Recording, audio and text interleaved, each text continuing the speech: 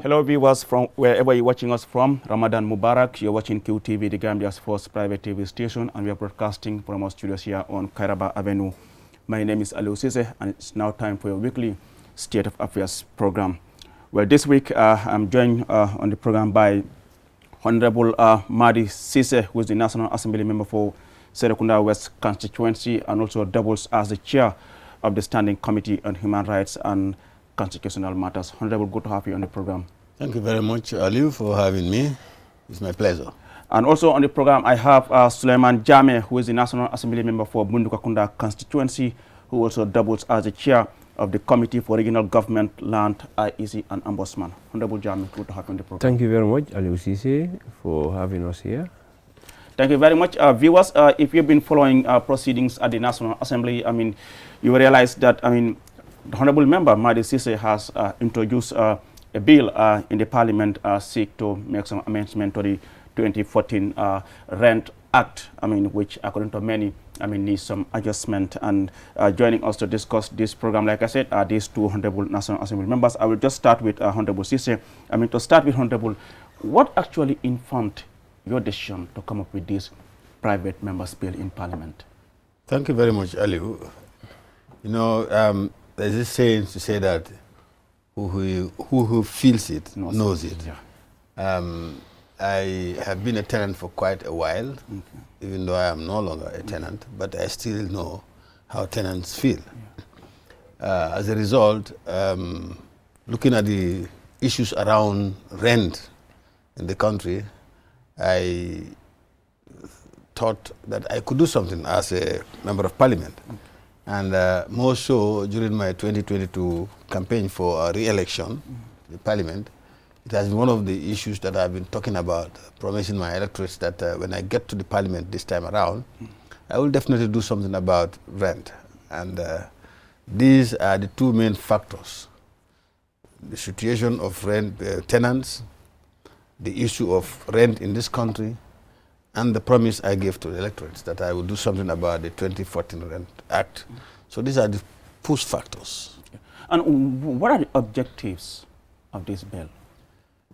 Mainly the objective is to look at what is happening now and make life easy for both the tenant and the landlord. The main object there is to ease the burden of how tenants pay their bills or their rent. You may know that many a time landlords will ask for 2, 3, 4, 5 month advance payment, and in most cases they are in order, because by the 2014 Act, Section 13 or 18, is clearly saying that you have low cost and high cost in the rent, and therefore the low cost is 3,000, and anything above 3,000 is high cost. And then the landlords have the right to ask tenants to pay accumulative months in advance.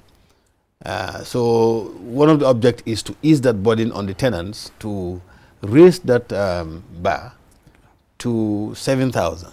Okay. That's the low cost, from 3,000 to 7,000. Okay. And what that will mean to the tenant is that now who is paying 6,000, 7,000 per rent, and you are asked by the landlord to pay 6 months in advance, and the landlord is in order to say that, because that is what the 2014 Act is saying. Now, this amendment is coming to raise that to 7,000 now, meaning that from 7,000 downwards, you cannot be asked by any landlord to pay more than a month. So I think that will ease the burden. That is one of the objects. And the other object is also to make it a win-win situation, so that the property owners also's properties has to be protected. Okay. And one of the objects is to make sure that landlords have their premises kept in a very good condition.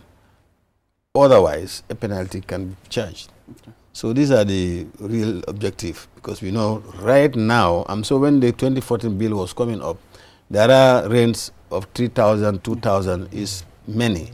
But in real terms now, you cannot find rent properties for 3,000 within the Greater Banjul area that can accommodate 2 bedrooms or so. So it must be a single or maybe room and parlor.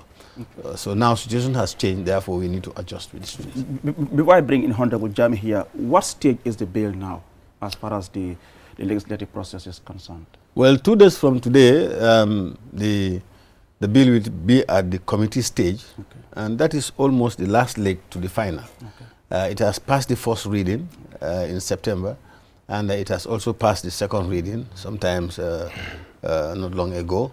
Now the bill is going to a committee stage, and when we say committee stage, that's where the speaker will come down and the house will be converted from a house to a committee stage. And that's where they go. And that's where they look at the clause. Clause by clause. They look at the amendment bill clause by clause, add and deduce if they want to. And then when we are done with that, now the bill will come back to me, and then I will incorporate those changes and have a clean bill, which is slated for the 24th for the 3rd reading. And it is just a question of handing over to the clerk, and then that's the end of it. Interesting. I understand after the first reading and the second reading, it was referred to a special committee to also do their own findings, and that's why we have Honorable Suleiman Jame here, who is the chair of the Committee for Regional Government Lands, IEC, and Ombudsman. You've already presented your report to the plenary as far as this bill is concerned. I mean, what were your key findings as far as this new bill is concerned, Honorable? Thank you very much. And once again, I will use the opportunity to thank Honorable Madi Sisi for sponsoring this private member bill, which is very important because this bill is not only for him, but it touches the whole entire Gambian people, looking at the current rent status issues. So for that being the case, as the chair of the regional government and lands, IEC and Ombudsman, actually it's through the process of Parliament, ABC committed the bill to 2 committees. That is my committee and his committee, which he chairs. Coincidentally, he also he's my chair the other committee, yeah. So for us to go out to engage stakeholders and also engage the public, which we did. We went through the country, across the country, to talk to people. And it was done in a form of public hearing and also open one-to-one or open door process, wherein we go to marketplaces and talk to people about it.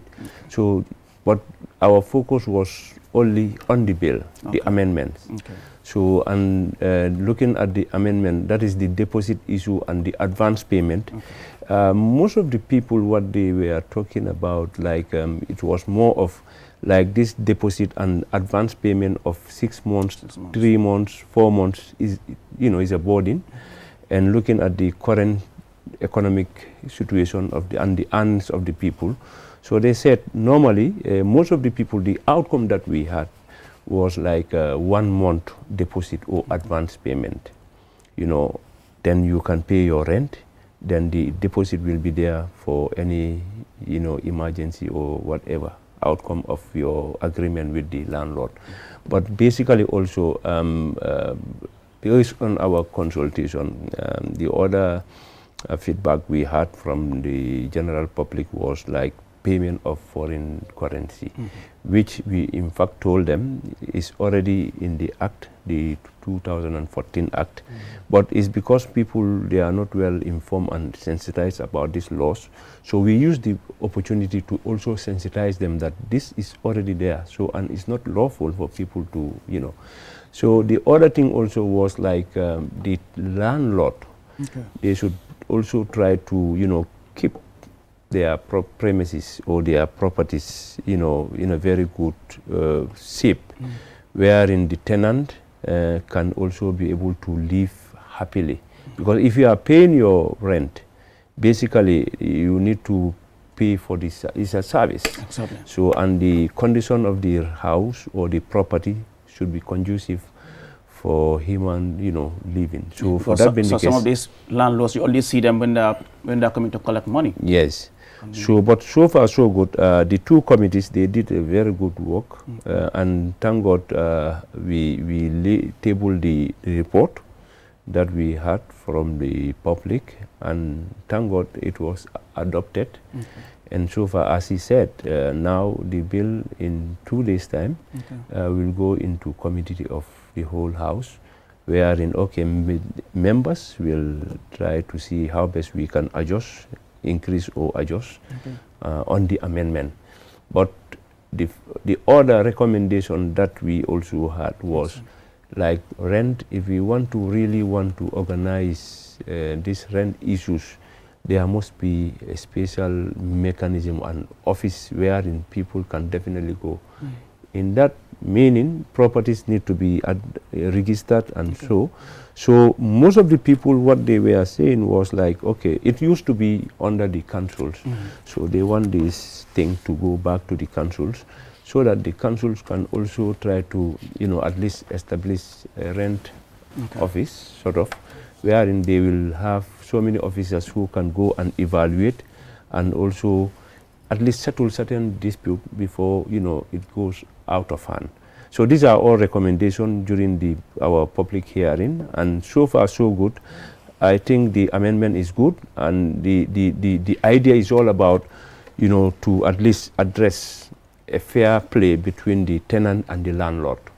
So at the committee stage, was there any contentious issues? Was there any sort of disagreement among yourselves? Because I know sometimes there's the purpose of, referring such a bill to the committee for you to do your proper scrutiny in order to report back to the plenary. No, our responsibility as a committee stage, because it was a joint committee, our task was to engage stakeholders, which we did, to hear from them, and also to go out to the public, to talk to the public and, know from them. And definitely we didn't have any issue with that, because all what we were trying to do, it was the plenary gave us a work to do on their behalf, which we did by going to engage people, and which we did. And based on that, that's the report we exactly brought to them. But the report, in fact, is not only, it doesn't capture only the one recommendation or the feedback. We wrote, the report was as the feedback we got from people. That is, others were saying 3 months, 4 months, yes, deposit, but majority of the response that we got from the respondent were 1 month deposit or advance payment. Interesting. Honorable, aside from, the issue of, the high cost and the low cost from 3,000 to 7,000, what are the other issues that you seek to amend in the 2014 Act? I also looked at the issue of rent increment, because we know that what is happening really is that landlords can come into a house anytime and tell you that my rent from next month is going to be, you are now paying 2,000, but next month you'll pay 3,000 or 5,000. I've seen people who increase from 2,000 straight to 5,000. Yes. So which is over 300%, and then also the frequency of increasing these rents also is a concern. So the amendment is seeking to address that under Section 18, either 18 or 19, and where it's saying that now when this bill comes into a law, no landlord can increase your rent more than 5% in 1 year. But then the consultations we have nationwide, the majority of people suggested that, in fact, it should not be a yearly. That 5% should be within a range of 3 months, 3 years. 3 years. Meaning that if that suggestion is accepted by plenary at committee stage, meaning that if this act becomes a law, yes, you can increase your rent, but then it will be controlled. So meaning that within 3 years, you can only increase nothing more than 5%. So the choice is yours to have an increment after 2 months to 5%, and that's all. Or the choice is yours to increase 1%, 2% until you get your 5%. But then the law is saying that now, within that period, you cannot really increase more than 5%. So that's the mood of increment. So we think that also, if it comes to become a law, that will also be a lesser burden on tenants, because they would at least know that for a steady 3 months, I'll be paying this amount of rent. And then even the increment is controlled. But as it is now, like you said, from 2,000 to 5,000, that's more than 300%. And yes, you increase your rent to that percentage, but the person paying you hasn't got a salary increment of 300%. Yeah. So these are all the factors we've put on. Talk less of those who are not even earning. So the bill is trying to address that as well, the mode of increment. Okay. So that's another factor that the bill is looking at. And like I said, it is a win-win situation for landlords and the tenants, because Section 13 also is telling the tenants that you must keep the house that you are renting in a tenable condition by the time you leave it, meaning that you must not cause any serious damage to it. You find in house given to you neat and you like it. If you are living it, it should be neat and somebody else must be able to like it. That is also in the law. And we also are telling tenants that they have to pay rent on time, according to the tenant agreements with the landlord. So to repair and replace all damages to the property that you have caused. Okay. Meaning that we are now also trying to protect the landlord, because we know the services that landlords are offering to the society is great. Because you can imagine the number of people renting. If we do not have landlords to give our space for rent, how will all of that people have places to stay? So we are not underrating their services. We are applauding them for that good services, but we are also saying that the tenant also is, in turn, should be treated well. Yeah, and then the control, there should be some kind of control mechanism. If I had it my way, because this is a private member's bill, and it is clearly stated in the Constitution that it cannot incur any cost on the consolidated fund. If that clause is not in the Constitution, I would have created what is called a rent control authority. You know, I was coming to that. Yeah. Yes, so proceed. I would have created what is called a Rent Control Act, so that there is a body responsible of even assessing buildings. If I have a property to rent, that should not be left with me alone to determine how much I'm going to give my like house. You have a housing regulatory body. Yeah, so that body will look at your rent. You will register your property, and then they'll look at it and give it a value. Professional valuators will check and say, okay, this house can go for this much, rather than leaving it to the whims and caprices of the landlords to charge any amount they want. But like I said, it's a private member's bill. I cannot do that, but I can insert a clause in the bill to say that there should be an act of parliament to create rent control authority. So that could be there, and then it will be now for the parliament and government to now come up with a regulatory body, amend the 2014, and include that rent authority. So all hopes are not lost on that. I cannot do it to say that there should be, but I can say there should be an act of parliament to create a rent control authority, which definitely I will propose at the Committee of Whole House to make sure that it is within the bill. The other thing I have seen also is about the issue of that abrupt evictions. I mean, landlords will just come and say, short notice, leave the house in a month. I mean, I have also seen that captured in your bill, talking about 90 days written notice period. Could you elaborate on that? Yeah, we have really also looked at it, because that is, I think, Section 19. Because like mainly the amendment is on 13, 18, and 19. So, yes, that was also one of the things I saw in the 2014 Act, and feel that really it's not comfortable for somebody who is living with his entire family, paying, and for reasons best known to the landlord, just to come and tell you that, leave my house. Yeah, just like that. Just like that. So now we are making it a law to say that the landlord must write to the individual, giving the person 90 days, that is 3 months notice in advance, not verbal. So now, if this becomes a law, you are secure that you cannot just be evicted from your house just overnight. So the law will protect you then, so that the landlord will know that I have to, if I want to evict this Mr. X from my house, I must give him a written notice of 90 days. Then within that 90 days, the person can look for accommodation, because sometimes it's really very difficult to find house when you are asked to just leave the house. We have seen some horrible situations where tenants' properties are just thrown out. Yeah. We are not saying that tenants should also leave and do whatever they want to do. If the tenant has done something that warrants him or her to go, let's follow the due process of the law. So are you suggesting then there should be that formal agreement, like in other countries, you have a formal agreement between the tenant and the landlord that you signed, that each of the parties know what your responsibility is? Yes. That is, in fact, that is in Section 13. But in this case, I mean, most of these landlords, they don't have those signed agreements. It is in the amendment. We are amending it. If you look at Section 13, we have amended that there should be that tenancy agreement. Exactly. And this is what I think both the tenants and the landlords must insist, particularly the tenants. Yeah. Tenants should insist on having that tenancy agreement before they get into premises, because that is where you will hold on to, Exactly. at least to protect your interests. But if just that verbal, you come and see a house and go in and no agreement, and the landlord comes and do something, or you tenant do something otherwise, it is not helping on both sides. So therefore, the best thing is for that tenancy agreement to be enforced. Ali, there is one problem with the Gambians. We have laws, but sometimes we say, okay, laws are not implemented. But in the case of this kind of laws, you know, it is you and your landlord.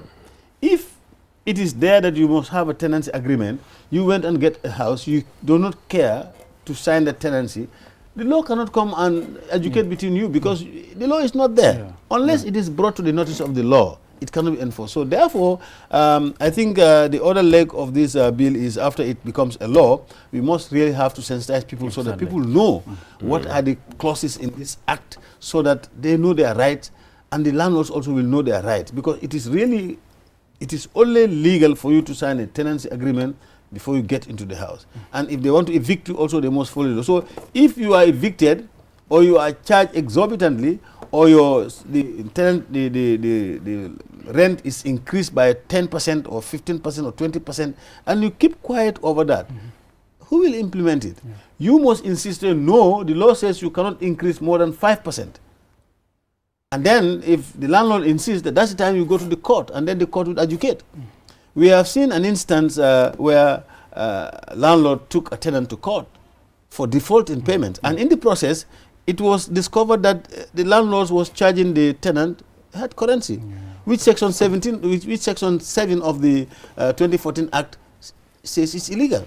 So the magistrate has to punish the landlord, he who brought the tenant, for something else. But in the process, he was found to be guilty of charging a foreign currency, which the Rent Act of 2014, Section 7, really said, no, that's illegal.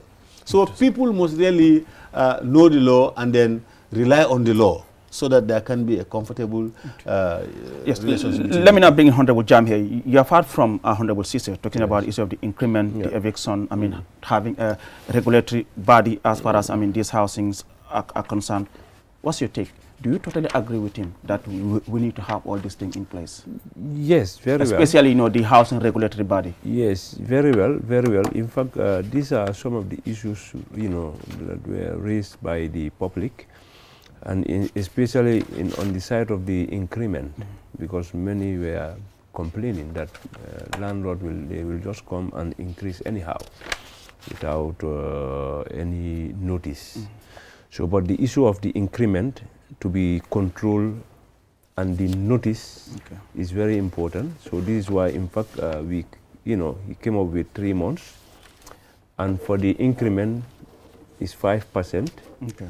That is in the bill, and and it has to be on 3 months, 3 years for 3 years, not annually. Annually, okay. Because 5%, if we want to have that as on annual basis, looking at the different properties and rent fees, it might not be feasible. And you have very greedy, some very greedy landlords. Yes, they will increase every year with 5%. I think what this will encourage, in fact, for the 3 years, if you even want to increase, I think it will be better for the landlord to go and assess the house and see if there is any improvement he can put there. Because also, you cannot also increase after 3 years and your house is dilapidated and you don't take care, the sockways are bad there. I think these are all things that issues that will definitely address the boarding, especially between the the landlord and the tenant. So each will know his or her responsibilities. Honorable, I mean, like you said, I mean, this is a private member's bill. The issue of the housing regulatory body is not something that you can insert in this bill. But how costly is it to come up with a private member's bill, or what does it take for one to come up with a private member's bill? Well, because everything is on you. Yes, before, but you know, before the fifth legislature, it was really difficult and expensive. But then the fifth legislature has really worked on this independent of the National Assembly, and as a result, we also demanded that there should be a legal department in the Parliament. And now we have a full-fledged legal department in the Parliament. We have lawyers there, we have drafters there. So it costs a member nothing, absolutely. Everything is on the National Assembly, because you will only propose, and then you will write and look at the sections you want to propose, and then send it to the legal department, and they will take you through, and they will do the drafting. So before, you have to go and draft outside, because as a private member's bill, government will not, drafters will not use it. No. You have to pay private drafters to draft the bill. It was really very expensive. But now that we have this independence and we have this department in the Parliament, it really costs us nothing. So it's now left to members to really crack their brains and then come up with things, look at the laws existing, look at the weak points of the laws, and they improve it for the betterment of the citizens that elected them in office. I want to make a correction, because I've been referring to Section 7 on the increment. It's actually Section 17 and not Section 7. Section 17 is saying that prohibition against foreign currency rent payments, meaning that it said a landlord shall not, and if the law uses shall, it's mandatory. It said a landlord shall not demand the payment of rent in a foreign currency for any type of rental premises. So, but if you agree to pay that, well, how can government or anybody implement this when you and you are the landlord, you said I should pay in SEPA or in dollars, and I agreed and pay you. So that's my own business. But I would always tell this kind of audience to say, look, if somebody insists that you must pay in hard currency, pay the person and demand a receipt from the person that I've received $100 for this, and then get your receipt, go to the court and sue the person. That's your evidence. The court will now act because it is illegal. It's very clear in the Rent Act of 2014, Section 17 of the Act.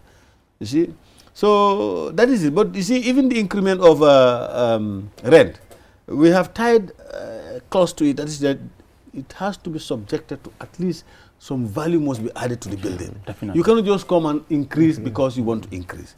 You have to look at the value. You have to add some value to it. At least make it, that one is there. And again, that will come back to who will determine the value. That's why it is really very important for us to have this rent control authority, which I cannot propose now. I can only put it in the bill to say that there must be an act of parliament to create a rent control authority. Aside from that, Honorable, I would just expand on this thing, because you are the chair of the committee on lands. I mean, is it high time also we have some sort of a regulatory body as far as the real estate agencies in the country are concerned? I mean, this is just beyond just the bill brought by the people, but also as a chair of this committee, you know, isn't it high time that we also have some sort of regulation around the real estate, agencies, of course, developers and agents as well? Yes, basically, in fact, during this process, there was an agency that we invited as a stakeholder to hear from him. But one of the issues raised was these real estate issues. And basically, in fact, through the ministry, in fact, they are working on a bill sort of to come up so that at least it can be able to address this real estate.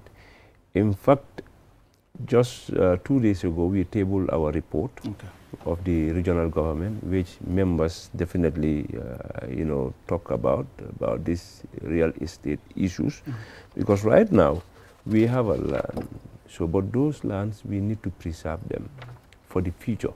Because if we allow the real estate to operate, buying and selling anyhow, I think at the end of the day, it will be very difficult for our future generation to even have land.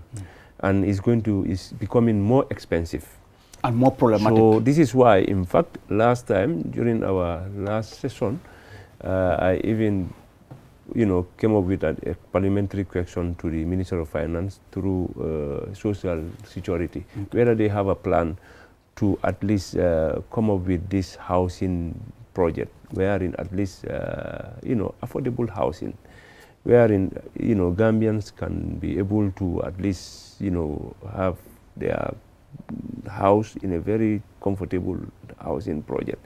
So which is very, very important, and I think it's high time, because Social Security, they used to do it. I think we have the land, so it's just a matter of what other real estate investors are doing. Let them do the same thing, get the land, and and develop it. Because right now also the landlord, this bill is trying to at least address both sides. They also invest their monies to at least have this land for people to rent, but equally also is the responsibility of the state to also go into such housing, so that it it can control. But I know the ministry is coming up with something, so that at least we can regulate this real estate issues. And coming back to the bill, actually, I mean, we have the 2014 Act. I mean, like Honorable said, I mean, as far as the implementation, perhaps people are not really aware of this Act and all those things. And hence, I mean, you have landlords taking advantage, doing whatever they want, as if they're in a lawless country. I mean, do you think this bill, which is being brought in by Honorable Cisse, will be implemented to the fullest? It should be, because the thing is, part of our other recommendation is like to ensure that we enforce the laws. Okay. In fact, it doesn't mean only this bill, but all the laws. So, and right now with this, if we happen to pass it, now is the responsibility of all of us to start talking about it, sensitizing people, and also, having platform for them to know. But right now, I think already, this private member bill has already, exposed itself, because most of the people, tenant, who are affected, they are very, very particular about this bill.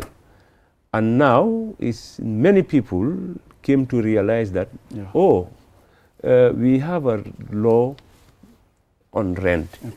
So, in fact, I think it's going to be enforced, and people are aware now. Now, because wherever you go, they, hey, this rent thing is very good, and whatever. So now it's like people are aware, but also people need to know what is in the law, so that at least they can be able to know their responsibilities. And Honorable, coming back to the bill, I mean, if we talk to some of these landlords, I mean, they might use the cost of building materials to justify, I mean, the reason for the high rate of rent in this country. Do you think that's justifiable?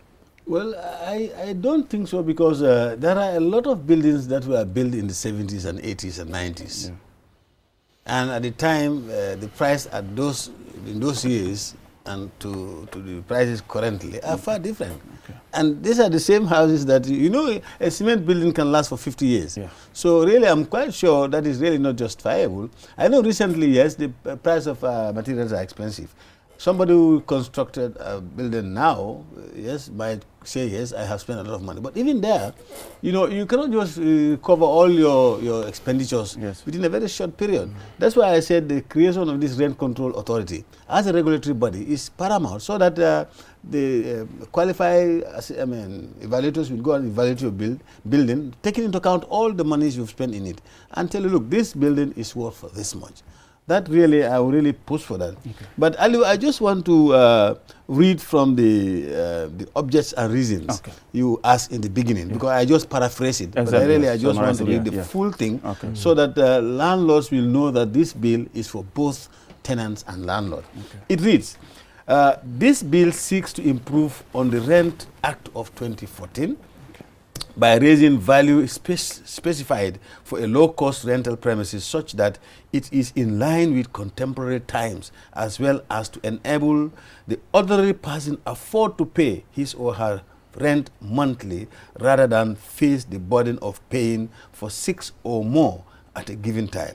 the rate that rent is increased is also carefully considered so that both the tenant and the landlords do not suffer, as a reasonable percentage will be allowed as annual increment of rent. This bill has considered that the landlords provide a very valuable service, and therefore the bill seeks for the proper upkeep of premises that tenants occupy for the period agreed by both parties. So therefore, this clearly shows the landlords also that this bill is for all, protecting the interest of the landlord and also that of the tenant. And do you have any doubt? Are you skeptical anyhow that this bill might be implemented? Like you said, I mean, we have the 2014 Act. Perhaps yes, people were not really sensitized about the existence of this law. Do you also fear that, I mean, this bill, if enacted, well, I am going to put some extra effort in this. Okay. So when this act, when the bill becomes an act, I will not just fold my hands. Okay. I will take an extra step to really make a proper sensitization of the Rent Act. Once the amendment comes into act, now we will have a Rent Act. Okay. Now, my second phase is to really give it publicity so that the people know, both tenants and the landlords will know their rights. That will be my second phase of it. So I will not only pass and then fold my hands. I will also use the second phase to really sensitize the people. But like I said, people must also be ready to go to the courts, because the courts cannot come to your house. You are the one who can go to the court. Yeah. If you are offended in your house, the court is not in your house. Go to the courts and then you will be educated. Like this kind of breaking of the laws, for example, Section 17 is saying that you must not pay in hard currency. The other one is saying that you must be given a written notice. If you ignore all this and compromise with your landlord, you will be suffering, and it can be implemented. But it's on both parties. The tenants must be ready to tell the landlord that this is the law, so that the landlord complies. Where he fails to comply, let him go to court. The court will educate, and nobody will be pushed out of the premise you are renting because you have a disagreement on point of law, and the landlord cannot use that against you and say, leave my house. No, that cannot happen. And Honorable, how often do you engage the physical planning? I mean, you talk about the issue of lands. If you go to the courts, I mean, every day you hear cases of land disputes here and there. Physical planning, how effective? Are they really doing their work, Honorable? Yes, basically what happened, because it's a department under the ministry, which definitely whenever we have engagement as a committee, we normally invite them, even during their budget session. But currently, in fact, as I'm speaking to you, there is a land audit report on land management and documentation, which we are yet to have the hearing, and we will be having a hearing because there are a lot of findings as far as physical planning is concerned and other land issues. So because I think we really need to, strengthen that department for them to be able to be proactive, because looking at the current situation, because even for towns and cities or villages, they have a bigger role to play as far as the planning of our environment is concerned, especially with this new settlement. So actually, as a committee, we will be working with them to ensure that they become very proactive, and people also need to also contact them, as Honorable Mahdi said, like the court. The court cannot come to you. You have to go to them. So like we normally see people will start building and they will not go to the physical planning to have this thing. So, and normally when they realize that, they will caution them, and then they start bringing this push and pull. So basically it's like still we are not aware of the laws that are in place, but notwithstanding, as a department, they also need to understand the environment and the people, for them to come out to expose themselves, to sensitize people, because sometimes you can be a department, but the proactiveness here is about for people to know your role, your functions, and your responsibilities, so that at least it will be easy. Because physical planning, they are potential stakeholders for even councils. In terms of the development of councils, they have a role to play there. This is why, in fact, you have them in all the regions. So basically, I think we will endeavor to work with them, but that audit report is already there, so we'll work on that, and at the end of the day, we'll bring it to plenary, and plenary will also, consider and adjust some of the recommendations that we may come with. Interesting. Yes. Finally, we've run out of time. I mean, Honorable, finally, your final message for today. I know we will come back and discuss further about this bill once it is passed in Parliament. Okay, I will quickly say that before I finalize. Your question to Honorable remind me of this, how do you call it, lands department. Yeah. So one of the major outcomes from a public hearing, mainly from the Banjulians, is the use of residential places as warehouses. They have complained when you have this audience with them. They said you go to the streets where you this residential, then people will buy, the businessmen will buy it and turn it to a warehouse. And then you have these loads of trucks and containers coming in the midst of kids crisscrossing. It's dangerous.